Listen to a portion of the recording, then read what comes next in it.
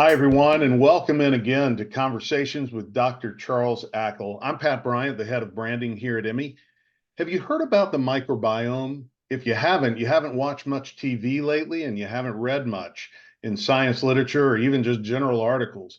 Well, today we're going to crack that open and talk about the microbiome with this esteemed gentleman that you see here, Dr. Charles Ackle. If you don't know Charles, as he wants us to call him, but we call him Dr. Charles, he's the chief medical officer here at Emmy. Charles is also a fellow of the Royal College of Surgeons. He trained in medicine at Guy's Hospital in London. He spent an entire career as a surgeon and really going deep in immunology research and also training what I'll call a legion of surgeons in the UK and Europe on different practices such as laparoscopy and a variety of other things. So, Charles, that's a short, truncated version of your full background, but it's always great to spend time with you. Thank you very much, Pat. Always a pleasure. Great. Well, we're going to dive in. And before we do, be sure if it's the first time you've seen this, if you'd like to get new information and understand when these are posted, hit that subscribe bell below and we'll be sure to notify you. Charles, I just saw one this morning, a TV article, if you will, on the microbiome. And what I found in watching it is it left me wanting more. You know, they didn't quite explain the microbiome very well. You talk about it a lot. So help us understand at a high level, what exactly is the microbiome? It's really rocketed into the consciousness, hasn't it? Sure. The microbiome basically is the guts, the bugs rather, that live in, on, and around you. That's really the definition of the microbiome. But in fact, it's bigger than that because people think of the microbiome as bacteria, you know, organisms that we all know about, the lactobacilli in yogurt, the stuff in cheese, in beer, although, so that brings us to yeasts, for example, which Right. you've got to include. But then there are viruses, there are bacteriophages. Bacteriophages are very clever little viruses that look like the moon lander and parasite on bacteria.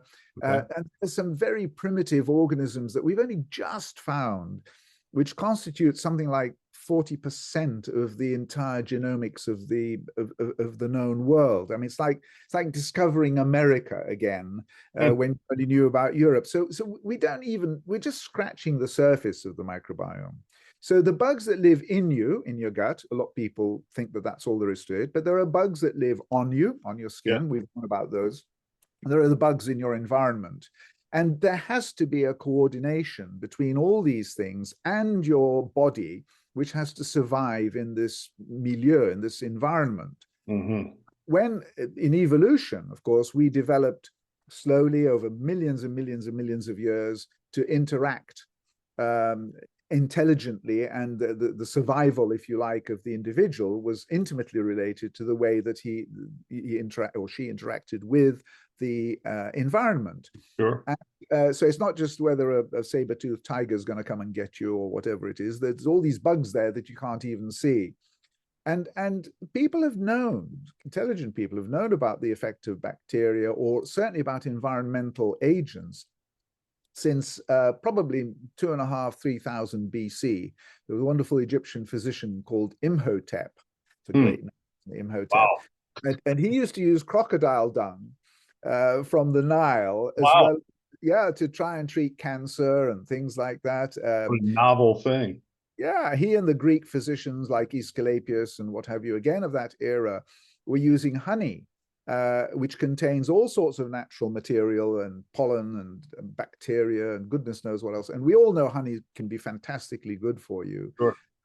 In India, the Ayurvedic medics have been using cow dung and cow urine to treat depression and to treat cancer. And it's been poo-pooed, if you'll pardon the expression, by the Western society. I caught that.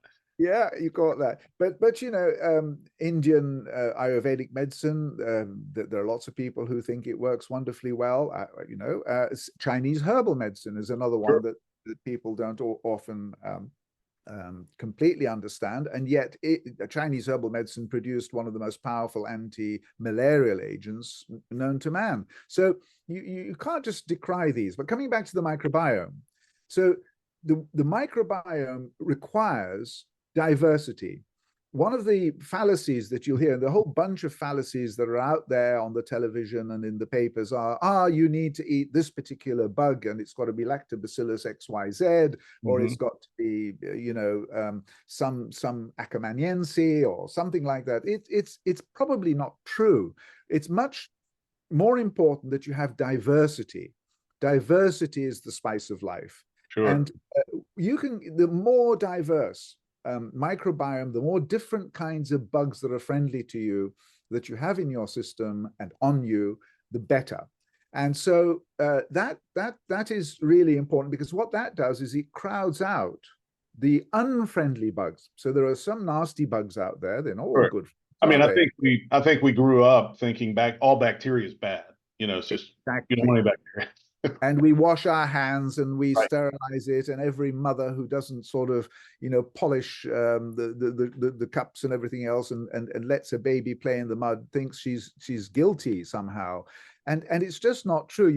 They say you have to eat a peck of dirt before you die. And so letting kids play in the mud and dirt and stuff is much more natural.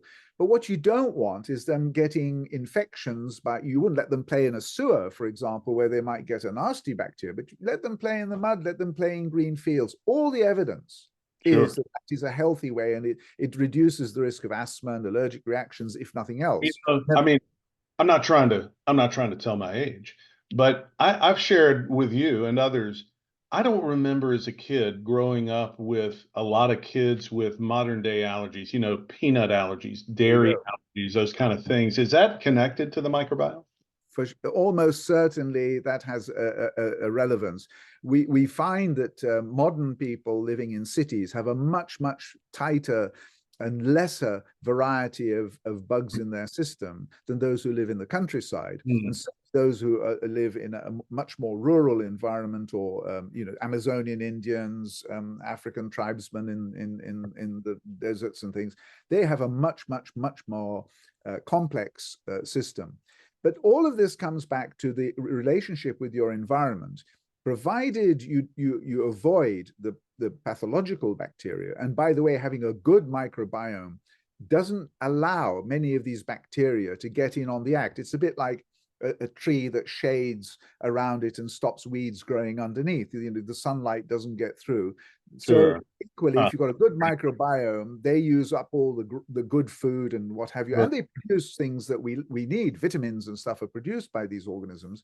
They will not let the pathogenic organisms get in. I'm making a jump and a leap that you may disagree with. So if you're saying that having this healthy microbiome is important, and you're able to achieve a healthy microbiome that is protecting you from some of these things, then I'm assuming there's a direct connection to how your immune system is operating. So a healthy microbiome is going to contribute to that. Help us understand that, if that's true. Absolutely right. So the microbiome, particularly in the gut, is intimately related to the immune system, and it's linked between the gut and the brain in what we call the gut-brain axis. And there are two elements to this, at least, that we know about. One is, the analogy I use is LAN and Wi-Fi. Right. So there's a sort of humoral things with circulating cells and antibodies and stuff, which is Wi-Fi. But there's also a LAN, which is a cable, which is the vagus nerve and connected into the wall. Right. Exactly. You plug it into the wall and get direct action straight into the brain. And by the way, it's a two-way street. So the microbial milieu and the immune system in your brain are just absolutely interlocked. You can't really separate one from the other. But it's also important to understand that some of these elements of the microbiome are very important in terms of strengthening your immune system. And so there are certain diseases that if you catch and you survive, what do they say? What doesn't kill you makes you stronger. There's an element of that in sometimes. Yes. What's known the old friends hypothesis is part of that. But part of this hypothesis is exposure to environmental commensals, symbiotic agents, and the mycobacteria, and particularly the mycolysibacteria, of which IMI is a prime example, are very important, so that that microbiome milieu is tuned. And we talk about immunoadjuvants and immunomodulation, immunoregulation by these organisms which go through the gut. They don't live in the gut, they don't live on you, but they poop through. And but in the process of doing that, they interact with and act as a broker between the bugs in the system and the immune system. And that's really important. It's just, you can't stress how important that is. So let's branch that to IMI. IMI is that immunoadjuvant, or the active ingredient, of course, is, so thus you just kind of landed on a question I was going to ask you. That really lends itself to the one a day.